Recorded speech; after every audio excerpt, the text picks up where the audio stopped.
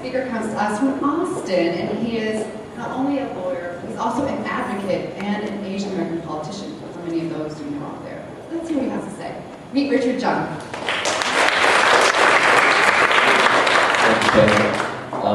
I don't need a clicker because I didn't bring any slides, so this was going to be really painful for everybody, but try to bear with it.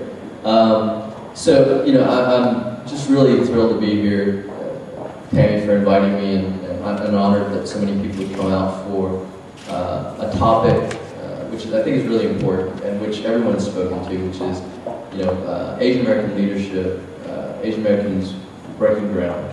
And I'm just going to be repeating a lot of themes that I think other people have said. But primarily, I look at breaking ground as having a passion and not letting anything dissuade you from achieving the goals that passion drives you towards. And if you do that, you end up breaking ground. For Asian Americans in a lot of areas, because we just aren't represented in a lot of areas. I immigrated in 1972, a little before that, in with my family from South Korea.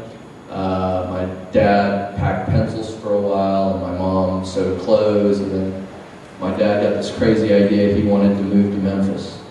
So I grew up in Memphis, Tennessee, with about 4 other Asian families. And so there were Asians in Tennessee, but not very many, a little out of sight. So I grew up with blues, barbecues, and the king of rock and roll as the icons in my life. And I grew up in a society that was black and white with very little room for Asian Americans. And part of growing up there was understanding different perspectives and being able to relate to different perspectives, because you're always kind of the odd man out. You're kind of on the periphery and viewing how people behave towards each other and act towards each other. I went to college at Vanderbilt University, which had, again, very few Asian Americans when I went there. My sister and I started along with some other Asian American students, we started the Asian American Student Association there. And I started realizing my passion at that point. I was a philosophy major, like many of the others. I think we end up in areas that aren't typically areas where Asian Americans succeed, and that's why you become a groundbreaker, because all that ground is already broken. We tend to be the oddballs who go into the areas that aren't already taken up. But I studied philosophy, and I became very active in the anti-apartheid movement in the 80s. And Nelson Mandela is still my greatest hero. I think he embodies someone who suffers but doesn't retribute against others, someone who can look at society as a healing exercise and something to strive towards unification and growth. So I became politically active in college. I went to Washington, D.C. to go to law school. And I was recruited at that time because Rodney King happened. In the middle of law school, the mayor of D.C. recruited me to become the assistant director for Asian and Pacific Islander Affairs, and sent me out to the community to act as a liaison between Asian merchants and the African American community to make sure that something like what happened in LA didn't happen in D.C. One of the first lessons I learned there is that I really, all my book learning aside, didn't know anything about community relations. I would go into neighborhoods thinking, I've got solutions, I'm going to help these people, and find out that a lot of times there wasn't a problem between the merchants and the community because they knew each other really well. There were a few things that needed fixing, but I could help with that. 2 minutes, moving on.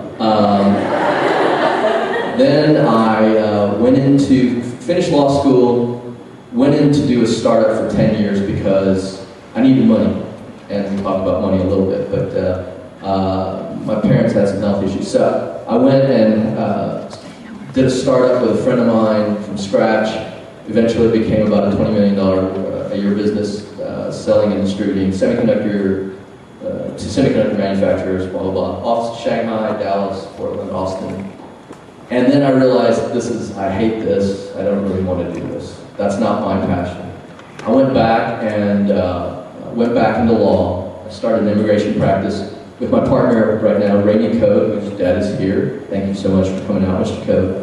And I like immigration because you actually get to help people like my mom and dad my dad tried to bring my grandmother over after we immigrated, and an unscrupulous immigration attorney just took our money and never, helped. So I never had a grandmother in the United States because of that. And again, through all of this and the engagement, I became involved with the Asian American Resource Center in Austin, became the chair of the board there.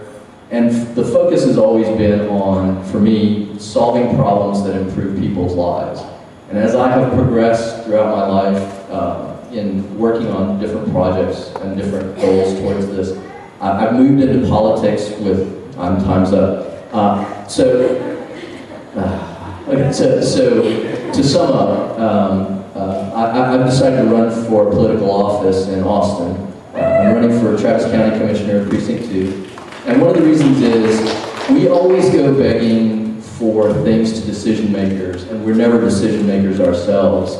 And although I focused on the Asian American community, this applies throughout. I mean, I've got clients who are refugees from Nepal. I've got families who need help because they can't translate health materials. All these things mean that the Asian American community needs decision makers to help push things along, because as long as we're just asking and not making decisions, it's not going to help. I apologize. Please come see me. There's a lot more to tell, but obviously a short format here. And thank you very much for having us.